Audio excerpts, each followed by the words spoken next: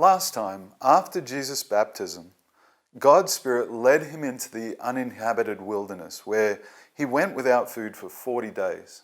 Satan came and tested Jesus' relationship with God, his Father, trying from a few different angles to tempt him to sin. First, he tried to entice him into prioritizing his own personal concerns and needs, then to doubt and test God's faithfulness, and finally to pursue power for its own sake. Each time Jesus was unmoved and responded by quoting from God's word. Eventually he dismissed Satan, who left defeated. We now hear from Mark, another of Jesus' 4 contemporaries who recorded accounts that God included in the Bible, his written narrative. Their inclusion was, of course, not based on popularity or random choice. The authors were specially equipped and positioned by God's Spirit for the task, and the things they wrote were exactly what he wanted them to say.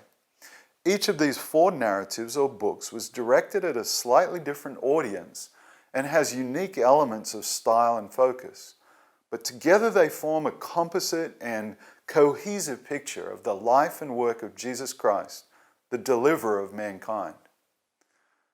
Mark records in chapter 1, verses 14 and 15, that Jesus now starts to preach God's good news, which is that he is the long-awaited Messiah.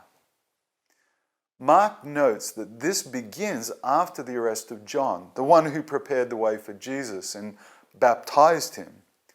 As we've heard, John is not someone to hold back the truth about someone's actions or attitudes, no matter who they are. He's arrested after a very open and scathing critique of the morals of King Herod. That's the son of Herod the Great. He's imprisoned for a time, and then Herod has him executed, beheaded. Given that John's mandate from God was to prepare the way for the Messiah, it is appropriate that it concludes as Jesus, now about 30 years old, begins to emerge as a teacher, initially in the northern Palestine region of Galilee. His message picks up on John's theme that people should repent, should recognize the reality that they cannot do anything to escape their sin or to deal with a debt that it has incurred before God. But Jesus is able to add good news to the bad, a way of escape, and the possibility of their debt being permanently dealt with is now here.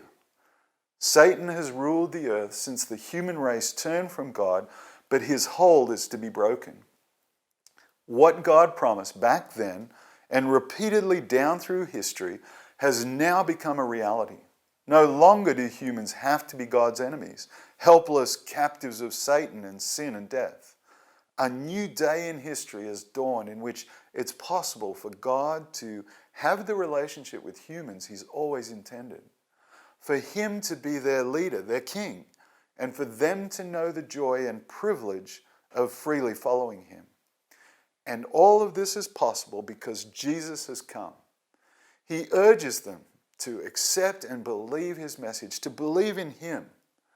The essence of the message that Jesus preached remains unchanged today, some 2,000 years later.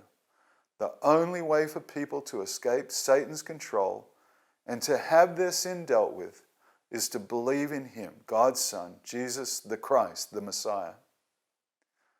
Mark next records in chapter 1, verses 16 to 20, how Jesus invites some men to follow him, to be his disciples.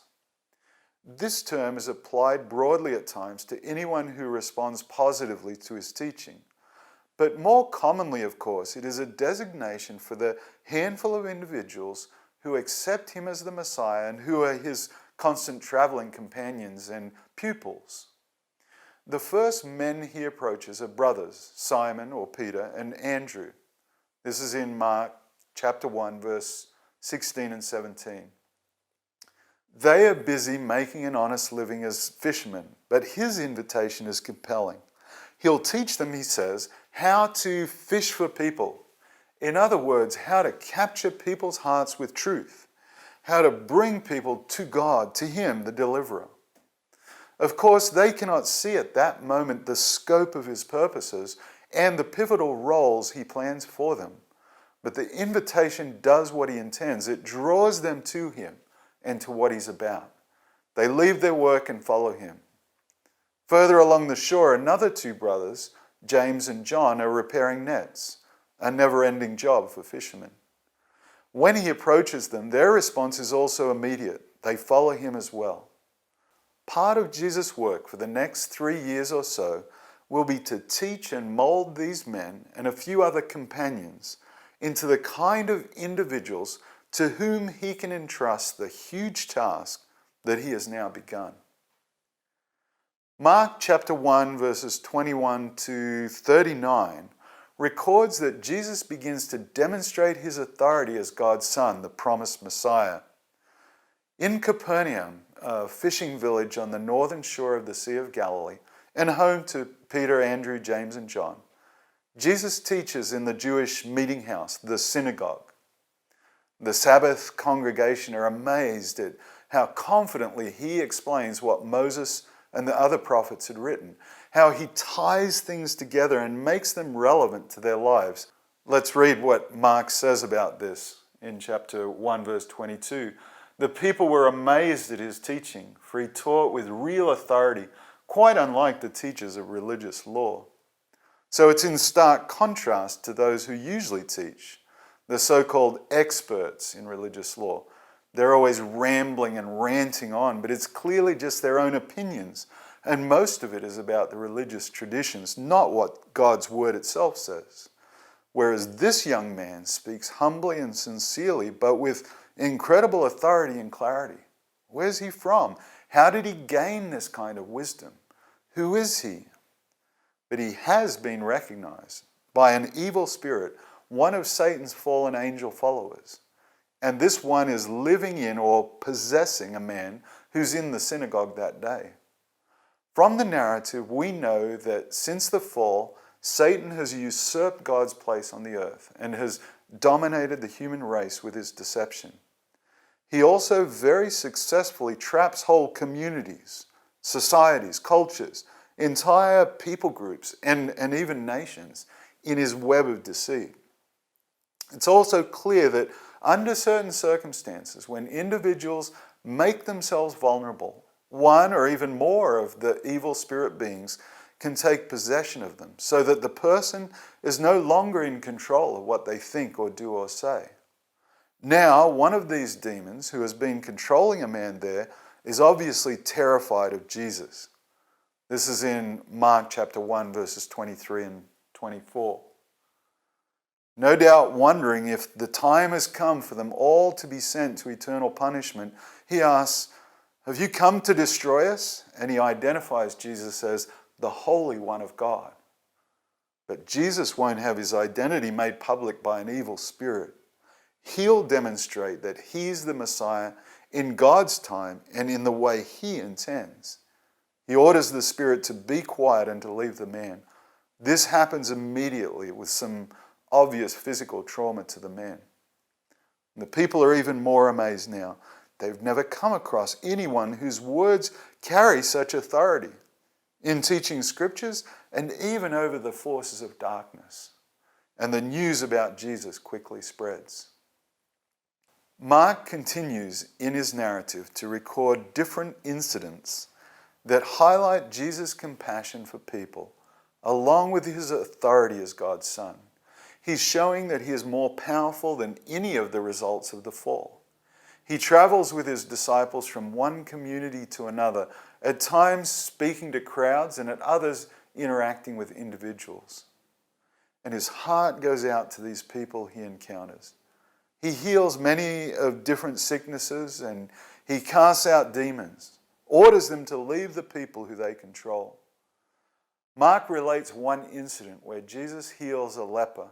This is in chapter 1, verses 40 to 42. To contract leprosy is a terrible thing in these days and in this society. Fearing contagion and with no cure available, lepers are shunned, they're outcast and despised by the community. They're forced to live in caves or wherever they can find outside the towns. But when a man with leprosy comes and begs to be healed, Jesus is moved with compassion, the text says. Against all the conventions of this society, he reaches out and touches this diseased man, and immediately he's healed. While Jesus is moved by the physical needs of people, his greater concern, as we'll see in the narrative, is always for their deeper spiritual need. Leprosy is a powerful analogy for the human state that results from sin. With no cure then, the victim had no escape from his condition, which gradually disfigures and cripples and eventually kills them. As Jesus spends time with people, he observes up close how sin has deformed and corrupted his image-bearing race, almost beyond recognition. Like being a leper then, their sin defines them. It's an identity they cannot escape and a curse they cannot remove.